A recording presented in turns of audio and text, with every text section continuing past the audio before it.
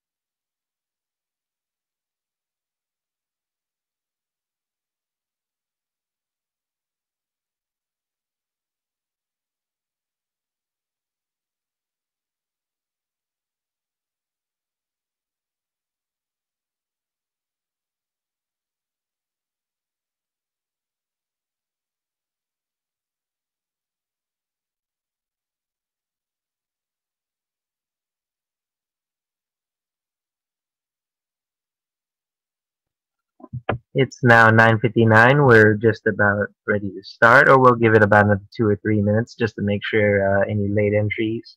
Um, Mr. Barker, I'd like to thank you for participating in the CANN Journal Club replay. As I always like to say, if you know anybody or if you yourself would ever be interested in conducting a journal club presentation yourself, please don't hesitate to get in contact with me. It's just using the same email that I used to send out to the journal club. And yeah,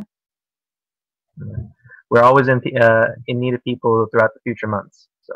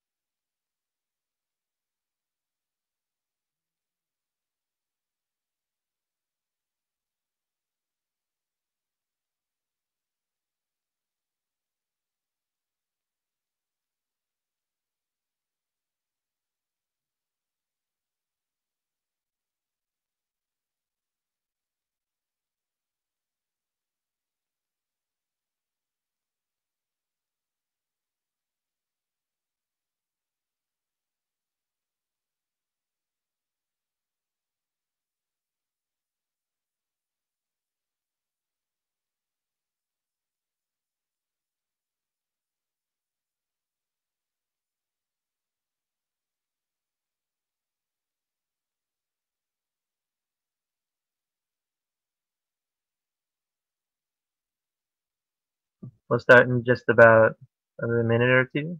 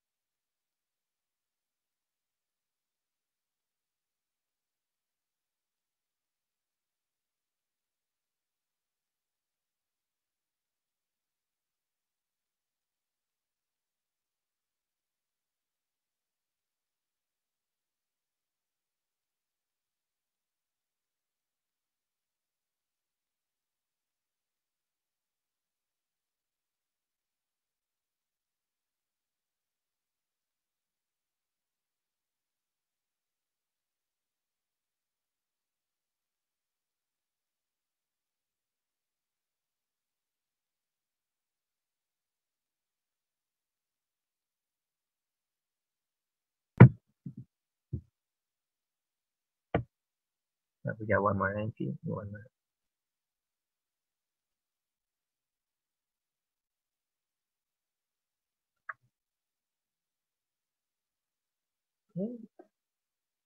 It is just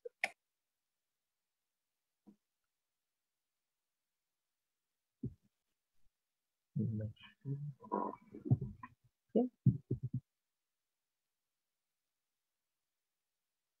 Everybody's on mute right now, but if there are any trouble with the sound or anything, just please feel free to let me know. Also, feel free to type anything you need to in the comment section.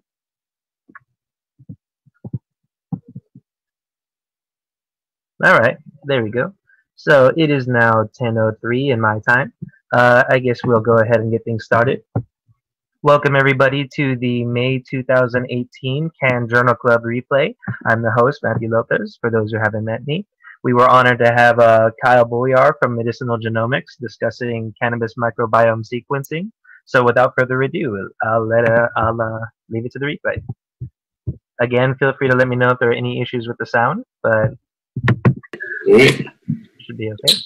All right, welcome everybody to the May 2018 CANN Journal Club meeting. I'm the host, Matthew Lopez, and today we have Kyle Boyar. He'll be doing a presentation based on medicinal genomics. And without further ado, please take it away, Kyle. Good morning, everybody, and thanks for joining us. Today I'm going to be presenting on cannabis microbiome sequencing and the work we do at Medicinal Genomics. Some of the things that we're finding in these cannabis microbiomes do have a big impact on microbial safety testing for cannabis. I know that this is the cannabis chemistry subdivision, but today we're going to kind of go a little bit beyond that, and we'll say this is biochemistry, just so that we keep the chemistry involved. But yeah, definitely going to be some heavy biology involved in this presentation. So if at any point there is anything that's unclear or needs clarification, please feel free to ask questions so that we can get a full understanding of the picture I'm trying to present here. So first and foremost, I do want to thank our Chief Science Officer, Kevin McKernan, for allowing me to use the slides and to present on a lot of this data. I personally did not perform a lot of the sequencing work here, but I have been following this topic for some time prior to my time at the company. And I think it's an ongoing developing topic that is really unraveling a lot of intricacies that we didn't know about before. So I hope you guys enjoy what I have to present here today. Some disclosures. Medicinal Genomics does sell reagents for qPCR and does develop qPCR assays for the microbial testing of cannabis. And today I'm just going to kind of explore some of the differences between commonly used culture-based methods and molecular methods. I think you'll find that there are some big downfalls of culture, and because cannabis is such a unique matrix, and because we are dealing with many immunodeficient patients, I think it's going to be important to kind of take a look at this through a different methodology. So here's how we do cannabis microbiome sequencing. We actually target two different regions. So we target 16S and 18S ITS regions. ITS is internally transcribed spacer regions. And as you can see on the graph below, these things are evolutionarily conserved. So for 16S, we're looking at bacteria and archaea. And for 18S, we're looking at eukaryotes. In particular, fungi are of interest for this presentation. And here we see a fluorescence graph of our PathoSeq qPCR assay. So for those who don't know much about qPCR, so you have basically there's 40 cycles that run, and basically this is an amplification of certain DNA sequences specific to these different bacteria and fungi. And basically, if you see an earlier amplification, that just means that there was more template DNA to start with. The later amplification means that there is less DNA to start with. So that kind of gives you an idea of what these CQ values or cycles of quantitation actually mean. So we've actually done 2 publications on cannabis microbiomes. We've done over 300 at this point, and we have quite a few different assays that we've rolled out for qPCR testing of cannabis. And so here's kind of like the workflow of how we do this. So like I mentioned, we target 16S and 18S ITS regions, and we perform qPCR, and we then sequence the amplicons that we get out from this qPCR. And then we upload this data into a database called OneCodex. And what this database is basically metagenomic analysis. So it allows for the ID of different species within the microbiome, and gives you kind of like a full picture of what's going on. It's really a very powerful tool, and I encourage you guys to all check it out because it's really cool. I had no idea there was so much power involved in this tool. So we found quite a few different diverse microbiomes. This is just a few of the different strains we've sequenced: Girl Scout cookies, Liberty Haze. Australian Bastard is actually a really interesting one. That was a putative novel cannabis species at one time. I think we've then since proven that it's not, but still nonetheless a very interesting species of cannabis. And so some common themes that we see here that are of interest are these penicillium species. So we see Penicillium citrinum and Penicillium paxilli. And those species actually have some very profound implications for cannabis users, and a particular subset of patients in particular, which I'll touch on in just a bit here. So here are some of the common culture-based methods that we see. 3M Petrifilm at the bottom left, Biolumix on the bottom right, Simplate, and then you can see qPCR on the top left. Today's presentation is mostly going to focus on 3M Petrifilm and bioMérieux, as those are the most commonly used platforms in the cannabis industry at this time. So regarding those different penicillium species, so Penicillium citrinum, or we'll start with paxilli. So paxilli is relevant to the paper at the top there. So Penicillium paxilli actually produces something called paxilline. Paxilline is tremorgenic, and it also is a potassium channel blocker. And this paper actually shows that it attenuates the anti-epileptic properties of CBD in mouse models. And so if you're using this, if you're using CBD as a medicine, this could potentially be a problem if it's contaminated with this stuff. Similarly, for Penicillium citrinum, that produces citrinin, which disrupts the calcium efflux in the mitochondrial pore. And this is a demonstrated target of CBD, as you can see in this paper here. And it's a mechanism of neuroprotection involved with cannabidiol. And so, again, these things are very potent toxins. They act in the nanomolar concentration, and CBD acts in the micromolar concentration. So you can imagine that if just a very little amount of these things could cause some significant problems, especially because the doses for CBD required are actually fairly high. So before we toot our own horn here, there's some confirmation that needs to happen to confirm that, because sequencing is not perfect. There's definitely artifacts that you find sometimes, and you just want to be 100% sure that, if you're ringing the alarm, that these things are indeed present.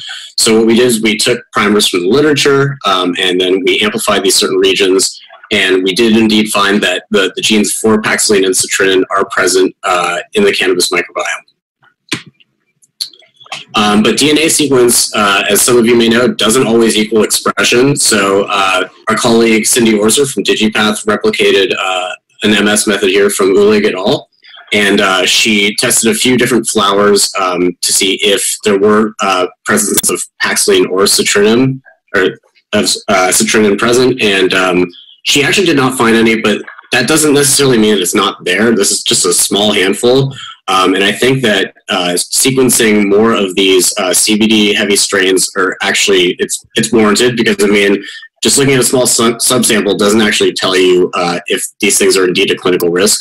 So I think some further screening needs to be done there to actually determine if this is something we should be worried about for these patients.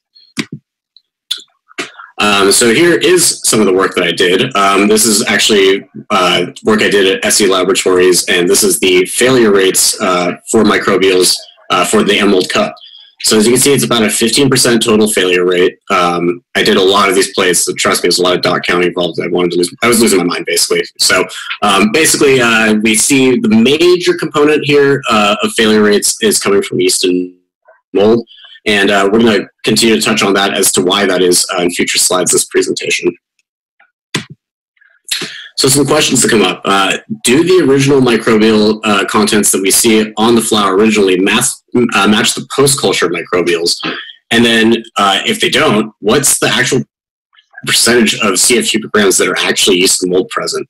I think you'll find it pretty alarming what we found. So as I mentioned, qPCR is DNA-based. It provides very specific information about microbial risks, typically in under 24 hours. Some of these things do require a full 24-hour enrichment, though, just to make sure we capture everything. A 1 gram sample size is hardly representative of, you know, a 3-pound batch, say.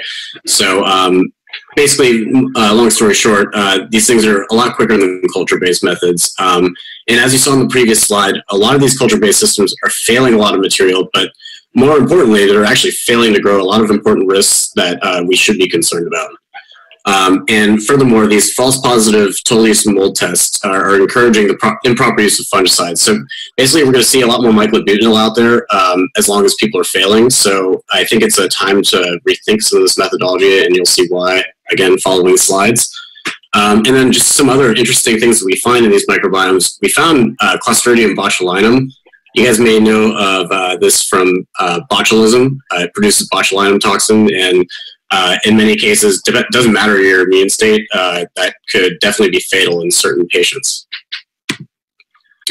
So here's just one of the drawbacks that we see with plating. Here's 3M's total aerobic plate counts. These are typically read at 48 hours. And so here we see E. coli alone, normal enumeration, everything's fine, and there's blanks, of course, to show that this that our TSB was indeed clean. And here it is also with MIP, in this case, a candy spiked in with the E. coli. And you can see it here at 48 hours. These risks are really not enumerated. It's pretty much suppressed completely. You see 3 prominent colonies and some background there, but really a bit of discordance there, definitely. And if we incubate these things a bit further, you can see also that it's still very suppressed. And I mean, you're not going to typically read these things after 48 hours, so really doesn't matter too much. But ultimately, we still see very prominent suppression, and this is going to pose a problem. So if we look at this on a more specific plate, here we have the 3M coliform plates. Again, you've got blanks just to show that the TSB was clean. And these are read at 24 hours. So here we see at 24 hours, complete suppression. There's no colonies there. And there's clearly colonies on the top. Furthermore, you let these things incubate longer, and you're still seeing very prominent suppression. 72 hours, you start to see a little bit more agreement, but at 96 hours, there's definitely agreement there. But again, these things are read 24 hours, so it's kind of meaningless. Another issue that we have to deal with is clumping. So at least in California here, we have to test for 4 different pathogenic species of Aspergillus. One of those is listed on the far left there. So in the gray bar, you see what our expected CQ is, or cycle of quantitation, for the amount that is present. And then you see what the CFU came out as on 3M in the red. As you can see there, there's a large gap in what is actually there versus what we see with the plating. So we're really not getting the full growth that we should, I guess we're not seeing what we should be seeing based on DNA versus plating methods, and that's going to suppress basically the real risks. So here's a figure that kind of shows why that is. So you can see these are cross sections of Aspergillus niger, and so you can see the hyphae there. Those are kind of what they kind of want to grab each other, and that's what they, that's why they clump together. You can see this in a microscope image on the right. Those are all different little conidia that are kind of clumped together, and it's due to these hyphae. And here's a short little video that kind of shows this clumping problem. This is our senior scientist Yvonne back at our lab in Woodburn, and so here she's growing a pathogenic species of Aspergillus in TSB, and here she is trying to pipette it up. Not really working. Really gross, snotty, mucousy. Certainly not something you want in your lungs, and it's the clumping is a real problem. So we have to figure out a way to get around that clumping. All right, before you all vomit, I'll just change that. So here's kind of showing the problem with that clumping. You get these heterogeneous macrocolonies. So basically, you can see here the expected CFU out from the CQ values, and if you actually do the counting here, it's completely off. So, like for example, let's take a look at the 10K. For example, I see 3 large colonies there, but how is that equivalent to 10K? I can't actually see the dilution factor, but basically, it's not gonna. These things don't correlate at all. And then furthermore, if you look at the 1K, there's no growth at all. So if you're expecting to see 1,000 CFU per gram or even 100, you see no growth. That's going to pose a problem if we're not able to actually visualize these risks. And this is also the same thing grown on total use and mold plates. They should pick these things up in theory, but they do to some extent, but not very strongly. Here's the 1 in 100. I can see on here the 1 in 100. If we count those colonies, that's I'd say about 4, maybe 5 colonies. But if you multiply that by a dilution factor of 100, 5 times 100, that's 500. You're getting half of what you should out, and that doesn't look very good. So the way we get around the heterogeneous macrocolony problem, here you see on the left a bunch of unfiltered conidia that are all completely clumped together. What we do is we take these things and we vortex it with 1% tween 80, and then we use a spin column to filter these things through. And so in the middle there, you see these filtered conidia, and that allows us to get single spore sensitivities so that we can better understand the sensitivities of our qPCR assay. If you plate these things out, when they're filtered, you can see that you actually get a much better picture. It's not so, not these just large clumps and masses, but again, try counting that. Sounds like a headache, and if I were the microbiology technician, I would probably want to quit. So again, probably just a better way to do this is extract the DNA and do a 1 hour, 40-minute qPCR reaction. It's a lot quicker and more efficient, and you get a much better picture of the risk. And also imagine the error in trying to count something like that, especially if you've had a long day. I don't think you're going to get a very accurate answer. So then we compared the different culture-based methods that are commonly used. So we cultured these things in 2 different ways, in the 3M system and the bioMérieux, and then we compared the qPCR data before and after culturing, and then we performed next generation sequencing like you saw in my earlier slide to actually determine what's there and how these things change. So here's some before and after sequence profiles. These are 2 different samples, and you can see that there's a large shift in species prevalence. So the gray is the sample before culturing, and then in red you have 3M, and blue you have bioMérieux. This top sample, you can see that bioMérieux definitely favors the Pseudomonas fluorescens, and for 3M it seems to favor some other microorganisms, in this case Ralstonia and a few others. And at the bottom, similarly, the bioMRU seems to favor one particular organism. In this case, it's Bacillus. And the 3M seems to like Lactococcus and also Ralstonia again. So again, these are, I mean, two different samples, top and bottom, but the same sample provides a very different picture before and after culturing. So this is kind of a really distorted picture of the cannabis microbiome. It's not actually what's on the flower. So how can we rely on methods that give you a completely distorted picture, I guess, of what you should be looking at, really? So in figure A here, you can just see more of this discordance between the platforms. This is for total yeast and mold. Very different picture. Rhodotorula, is clearly favored on the bioMRU. Fusarium seems to be favored on the 3M. And it's a very different picture altogether with the before and the original sample before culturing. Similarly, in figure B now, you can see suppression. There's a lot of Aspergillus in the original sample, but neither platform actually fails. Neither platform grows it. They fail to grow it.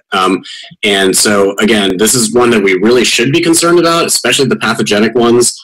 This is what California has opted to test for, is the 4 pathogenic species.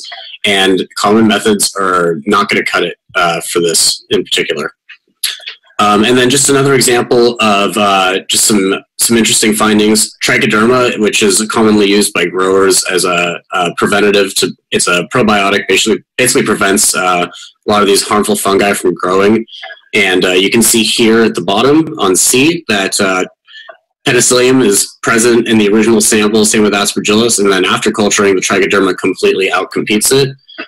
So again, just some other problems that we could see with culture-based methods not giving the accurate picture of what's present.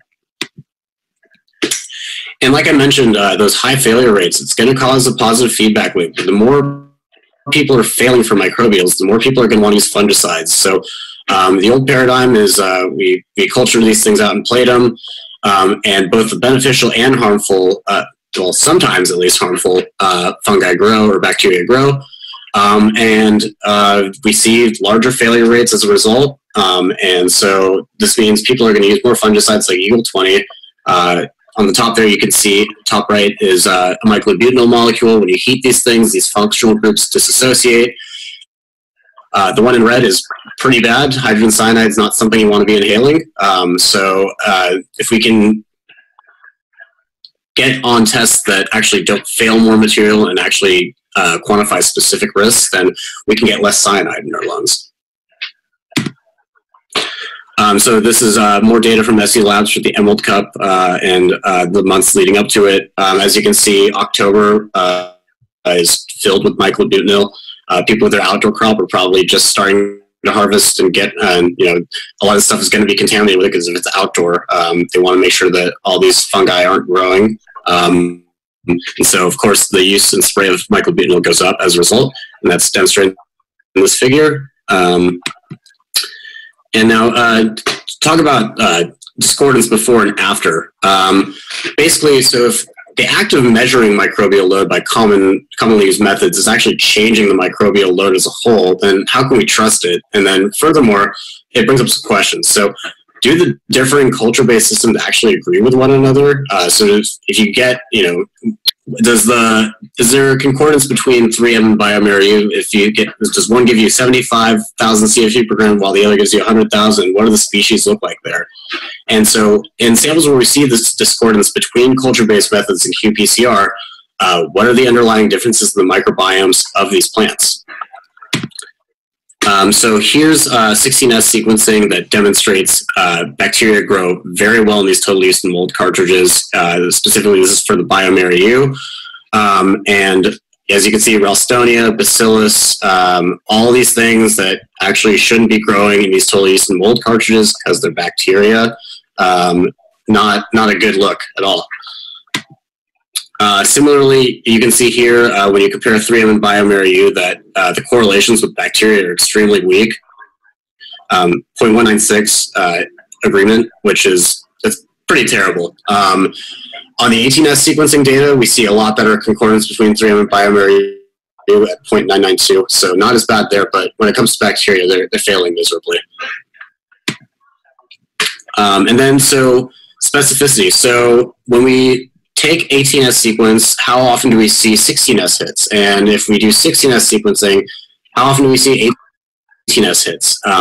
It's not so much of a problem. As you can see on top, there's a pretty good concordance between 18S, but 16S is completely off. So you can see you get a lot of 18S hits on your 16S sequencing. In particular on the biomarker, you see almost 4% off target. And that's going to pose a problem because, again, then we're seeing larger failure rates for something that actually shouldn't be growing there in the first place. Biomarker also tends to grow Pseudomonas, their total yeast and mold cartridges we found. So a lot of these systems use antibiotics to basically selectively grow certain microorganisms. As we all know, antibiotic resistance is very real, and Pseudomonas aeruginosa, which is actually the most common source of nosocomial or hospital-acquired infections, is no different and is chloramphenicol resistant. It's also an acid-producing bacteria, and this Tempo platform, these Tempo cartridges for yeast and mold, are actually based on a pH-sensitive fluorescent dye. So this is actually tricking the thing into failing you. As you can see here, this particular sample that was filled with Pseudomonas ended up failing for total yeast and mold, while it actually passed for biotolerant gram-negative. If you're familiar with microbiology, newsflash, Pseudomonas is a biotolerant gram-negative bacteria. So not only are we failing for something we shouldn't fail for, but we're actually passing it for what it should be failing for. So this platform clearly does not make sense for microbial testing. So now let's look at, I guess, what we see in discordant samples between qPCR and culturing. So what we did was we picked off colonies on these plates, and then we performed the 16S and 18S ITS sequencing to determine what are the similarities or differences that we see. And in almost all these cases, we find a bacterium called Ralstonia present. Now, what is Ralstonia? Ralstonia is an endofungal bacteria. So what that means is it's a bacteria that lives inside of fungal cells. It's both a plant and human pathogen, and it infects a lot of the things that are present in the cannabis microbiome, in particular Penicillium, Fusarium, and Aspergillus. And a single fungal cell can harbor anywhere from 100 to 1,000 of these bacterium. And to touch on this further, why do we care, right? It's great. So there's something living inside of our fungal cells. Who cares? You should care, or at least people who are immune suppressed should definitely care, because we can see that Ralstonia is actually a cause of a lot of respiratory infections in certain subsets of patients. The paper on the right shows cystic fibrosis patients are heavily affected by this. And furthermore, since it lives inside of fungal cells, you try and plate this thing on total yeast and mold, how are you going to enumerate a bacteria that lives inside of a fungal cell? How are you going to find this pathogen if it's living inside of something and you can't quantify it? So basically the only way to do this is with molecular-based methods, because you have to actually lyse the cells and get DNA out in order to actually determine if the stuff is present. So Ralstonia is definitely a commonality we see, and it's certainly something to be of concern, especially if you're immunocompromised. But immunocompromised patients, as you can see, are not the only ones who should worry. So here's actually a recent report this year. It's out of Bakersfield. So this was a woman who frequented a dispensary in Bakersfield and used to buy basically like their cheap outdoor. She liked to smoke blunts, and so she'd buy the cheap stuff for her blunts, and it almost killed her. She ended up contracting cryptococcal meningitis, and they found that it was due to the material that she had been smoking. And she had no evidence of any kind of immunodeficiency. She was a perfectly healthy person, and just having her blunts almost killed her. So needless to say, I'm sure she won't be frequenting that dispensary anymore. And another one is tuberculosis. So we also found Mycobacterium tuberculosis in the cannabis microbiome, and it's actually caused outbreaks of tuberculosis in Seattle, Washington by the act of hotboxing of vehicles. So certainly something that you don't want. It's going to cause you a lot of lung distress and problems, and it's something that we should be concerned of. I mean, this is just what's been documented. We don't know how many of these things have actually happened that have gone undocumented. So another one to keep an eye on, certainly. So in summary, basically molecular methods can capture a lot of these specific microbial risks, and plating fails to grow a lot of these because of they're either slow growers or they live inside of fungal cells. So you're not going to be able to actually capture them. And molecular-based methods will actually pick all of these up. And then furthermore, culture-based methods that you saw distort what's actually present on the flower. It's a really inaccurate picture. And so we should be actually looking at what's on the flower, not what grows out of culture, because it just completely shifts everything. And because these culture-based methods grow these off-target organisms, total yeast and mold growing, in particular bacteria, it's going to lead to higher failure rates, as you saw from the SC lab, and it's going to increase microbial use. So if we want less contaminated product, we should probably switch to microbial-based methods that, or microbial testing methods that aren't going to have off-target organisms growing in them. By going specific, you can get a much better picture. And then furthermore, as we saw with the MIPS example, the complexities of these different cannabis matrices affect the readout chemistry of these plates. And so we're not really enumerating these threats, and so they're actually being suppressed. And so if you're using these Petri films, you're not going to get the right answer, and you could potentially be posing people or presenting people with some risks that they're not aware of. So future directions and conclusions. If we want to reduce pesticide usage, we should be going specific. And as you saw with Trichoderma, beneficial microbes are known to reduce the fungal load for certain things that we don't want, things like Fusarium, Aspergillus, and Penicillium. And because these things are beneficial, they should not be included in that CFU per gram count. And basically, if we adopt these methods, we should see a lot more meaningful results for patient safety and for the community at large. And just another side note is FDA is aware of these problems. So they're actually moving towards DNA-based methods for food safety testing as well.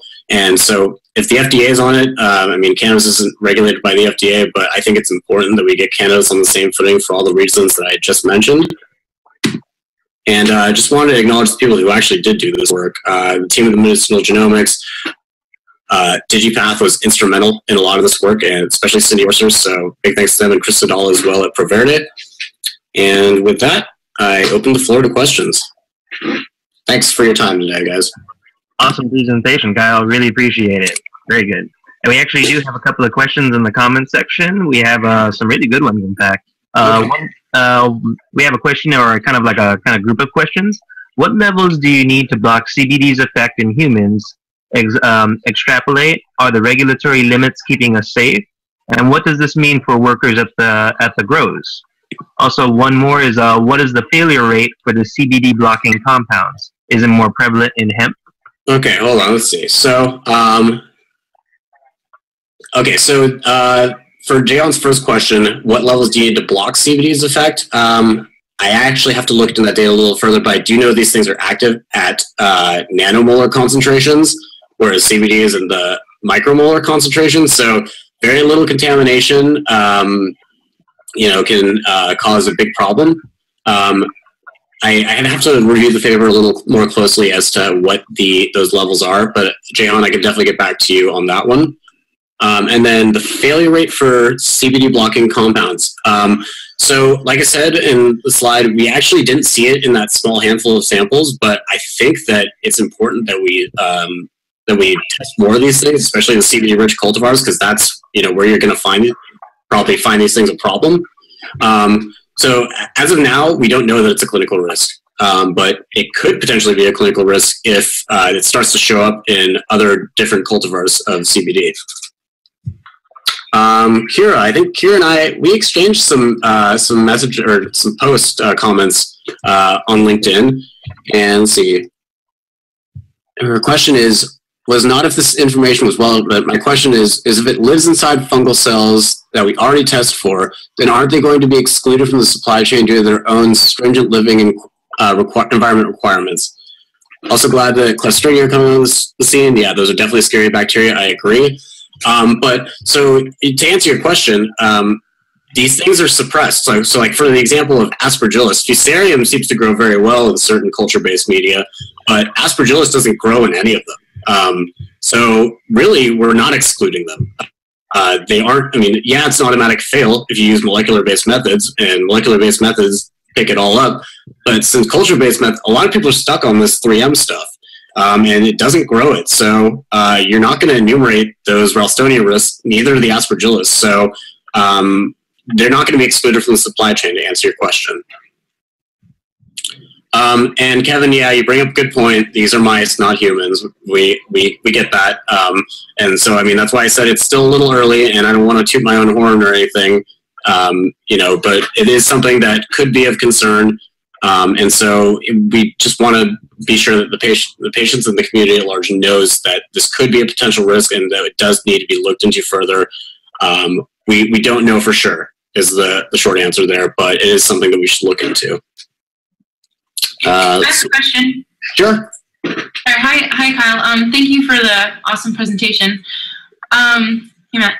My question is, what is the, I guess, the hang up with already implementing molecular methods for this type of testing? Why is it that people are still using those methods, considering that they are so inaccurate?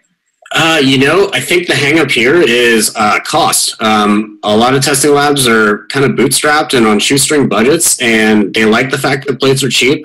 I would also like to mention that a lot of states are requiring AOAC validated methods for cannabis, and I'd like to point out that there are no AOAC validated methods for cannabis, and the people who say that there are using 3M don't actually use those plates correctly. You're supposed to be running these things in triplicate.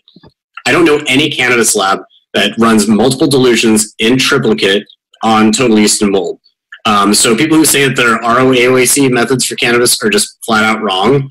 And furthermore, we're not doing it the way the AOAC actually says to do it. And this is not for a cannabis matrix, mind you, this is for something else. So really what it is, it's a cost associated thing. But really for, you know, everyone as a whole, I think it makes a lot more sense to go this route just based on all the different things I mentioned. Okay, and then I have a follow-up question. Sorry. Just quickly, the cannabinoid content, you mentioned that you were specifically looking at CBD cultivars because those showed the highest prevalence of certain different types of pathogenic organisms. So my question is, was there a difference that you saw between chemovars, between different varieties of chemovar? Oh, was that already a question you had, Matt? Okay. Did we see differences in different chemovars? Yeah, we absolutely did. Let me go back to my slide here. I'll pull that up for you. So definitely different species prevalence depending on what cultivar you're looking at. If I can find it here. Okay, because that tied back to Jehan's question about if you saw it in hemp. Yeah, exactly. If in industrial cannabis, where you have really, really low THC levels and also pretty low CBD levels, if what you see there, versus medicinal cultivars. So like, for example, you can, I actually don't know which of these is the CBD rich cultivar, to be completely frank, because these are not labeled your typical CBD cultivar names. But I think that's where we should be looking for these penicillium, because that's, you know, those are the patients it would in theory affect. But here's Girl Scout cookies on the left, pretty diverse. Liberty Haze doesn't seem to have a whole lot of diversity, but a lot of Aspergillus. These are Aspergillus, Fusarium, and Penicillium seem to be pretty common amongst all of them. But yeah, there's definitely more concern for the CBD cultivars just based on the patient subset that we're looking at. And so wait, Jehan says, let's see. No AOAC consensus methods. Actually, Jehan has no mic. I would like him to expand on that because, you know, it was brought up in the ILAC meeting in Nevada that, you know, they basically sent out an email to all the testing labs saying that if you're using molecular-based methods, it has to be AOAC certified. And so I just wanted to point out to the group that there wasn't any AOAC certified methods for cannabis. There are potency methods and things like that. I know that. AHP is a consensus method, but I don't know, Jehan, do you think that these things are valid concerns? I certainly think so. But, so, We have a yes. I'm glad that that you see my point here. Does anyone else have any other questions? Actually, before I go, before that, Jahan had a previous question. Actually, if you can discuss anything about the cost and regulations involved with the structure, a little bit of a few questions back. Sure. So actually, from a market pressure standpoint, this is actually a lot better way to go. Plating takes time. Colorado, I know, just switched their total yeast and mold count and incubation time from 48 to 60 hours recently. And so we can get an answer same day. The actual handling time is about 4 hours start to finish. The qPCR run itself is only an hour and 40 minutes. And then the handling for the DNA extraction, the mixing of the qPCR reaction is about 2, really. So yeah, let's say 4. So you can get a turnaround time of 4 hours compared to 60 hours. I think that's certainly advantageous to the marketplace. And then furthermore, there is a bit of a difference in cost. These films, I think, cost like $3 or $4 a plate. Our tests, at least for things like Aspergillus, in California market, for example, we have to do 4 different pathogenic species of Aspergillus, which we multiplex, as well as Salmonella and Stech E. coli, which is also multiplex. So that's 2 different wells. And for just the Salmonella and Stech for non-inhaled products, it would be about $12 a sample. And for the for both of those, the Aspergillus and the Salmonella and Stech, it'd be about $17 a sample. Now, the upfront costs for these instruments, I think, are what are the killer. It's $17K for a qPCR instrument on the cheaper end, but you can get these things used too. Gentek Scientific, other used equipment manufacturers certainly have these things. And you can definitely find them, I'm sure, for around 12K, 10 to 12K if you're lucky. But yeah, I mean, the lowest you're going to find for new is about 17,000. So I think that's why a lot of testing labs have an aversion to this. And just because the costs are elevated per test, I think that's also a big cost of this aversion. But at the end of the day, it really does help out the market to be able to get things to market a lot quicker. Unfortunately, with these pathogenic species-specific requirements, a lot of these things do require enrichment, as I mentioned in the presentation, just because if you're taking a 1 gram sample size, you really want to be sure that you're detecting everything in that 1 gram. All right, Kevin's got some more questions. Some hang-ups. One, cost. We get that. We kind of just went into that. Live versus dead is the second hang-up. Culture folks only want to measure what is viable, but only 1% of microbes are culturable. And so the act of culturing creates a carbon source bias, which we talked about. Multiple nuclei is another hang-up. And I actually agree with the multiple copies thing, multiple nuclei. ITS regions in particular for total yeast and mold and total aerobic. It's something that we're kind of trying to iron out the kinks on. But really, I think that having a better method of measuring total counts due to these off-target organisms, it's a balancing act in that regard. And the live versus dead is another interesting point. But the way we get around this actually is before and after. Well, we do a primary enrichment, right? And then a secondary enrichment. So basically, if you see, like, say you have Aspergillus that's at a CQ of like 38 or 39, and you're like, I don't know if that's actually really a positive hit. I mean, the DNA is there, but I want to see if it's actually viable. You could incubate these things for another 24 hours, and if you see a CQ shift, if it goes to like 35, that shows that that cell is indeed viable and it's reproducing itself. So therefore, that is something that you want to be concerned about because there are active spores within that sample. Does anyone else have any other questions?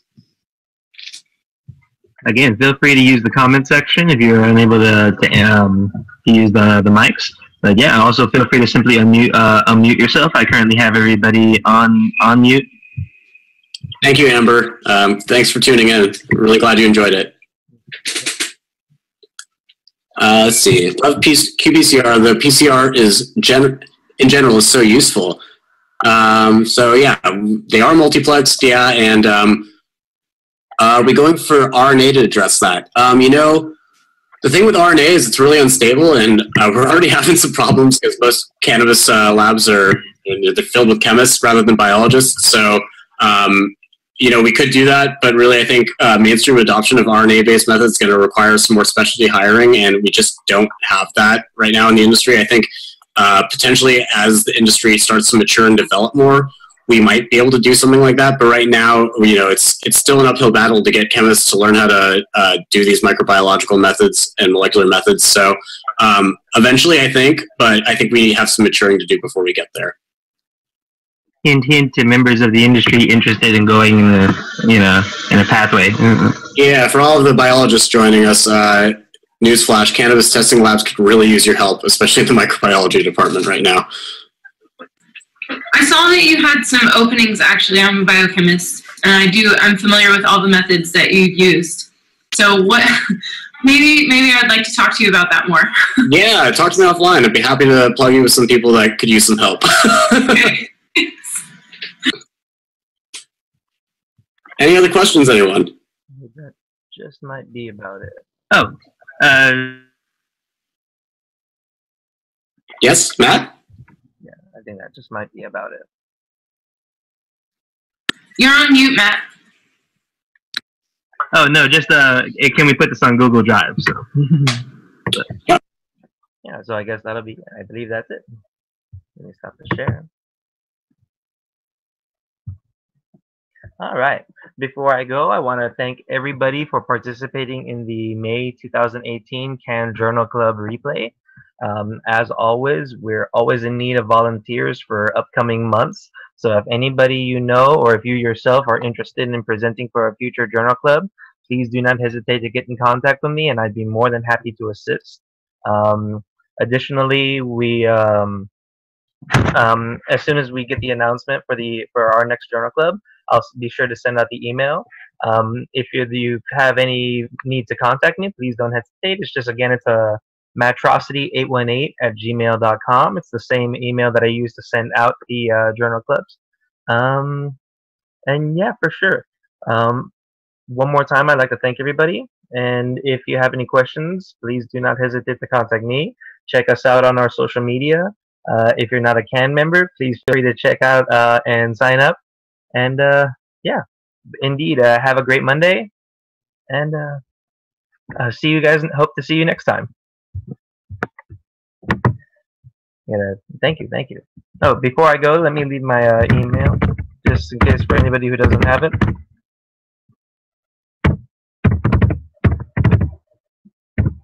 Feel free to just simply copy that. Okay. And yeah, everybody's on mute, but if anybody has any questions, please don't hesitate to ask. If you also have any questions for Kyle, please don't hesitate